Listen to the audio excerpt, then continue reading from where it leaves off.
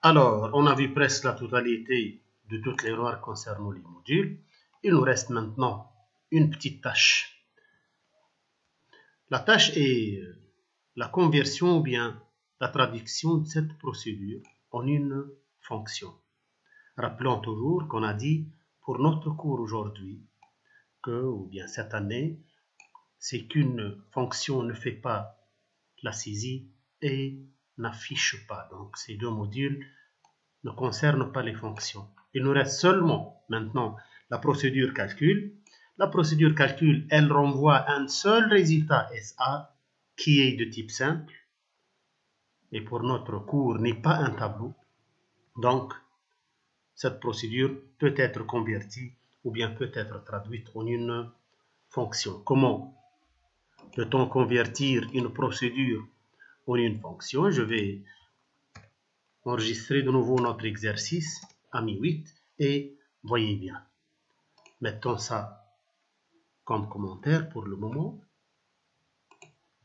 ou bien faisons au fur et à mesure la modification. Ici, function, le mot-clé au lieu d'une procédure, on écrit le mot-clé function, le nom de la fonction, les paramètres et le type de la fonction. Le type de la fonction ici, notre fonction va renvoyer un résultat de type entier qui est SA, d'où la fonction calcul est de type integer. Ça, c'est le type de la fonction. Pour une petite remarque ou bien une remarque intéressante, c'est qu'une fonction n'admet pas, pour notre cours, je dis bien, n'admet pas de var. Oublions le var et la discussion concernant l'obligation d'avoir var au niveau de l'entête pour une fonction. Le var concerne seulement les procédures et ça s'appelle, on a dit, c'est un mode de passage par paramètre. Et lorsque le var n'est pas nécessaire, on parle d'un mode de passage par valeur. Mode de passage par valeur. Bien sûr, les objets locaux restent inchangés, sauf, on modifie la remarque, function calcul SA, A et le résultat c'est du type integer. Begin, ça c'est la fonction, mais on a remarqué aussi qu'on doit charger la fonction par son résultat final avant de la fermer. Je répète, il faut charger la fonction par son résultat final. Ce n'est pas le résultat ou bien les résultats intermédiaires. Le résultat final. Charger la fonction par son résultat final juste avant sa fermeture. Donc ici, je vais écrire le nom de la fonction qui est calcul, deux points égale quoi? Bien sûr, égale SA, qui est le résultat final. Et de cette façon, on a converti la procédure calcul en une fonction. Pour son appel maintenant, l'appel ne se fait pas de cette façon. Puisqu'on n'a pas de var au niveau de l'entête d'une fonction, l'appel doit être aussi modifié. Comment peut-on appeler une fonction? On peut appeler une fonction de cette façon. SA, deux points égale. Donc, ce qui reste en question, c'est SA et SB, bien sûr. Affiche SA et SB. La procédure affiche, pour le moment, ne sait pas qu'est-ce que SA et qu'est-ce que SB. Les valeurs sont fausses et on peut exécuter l'exercice.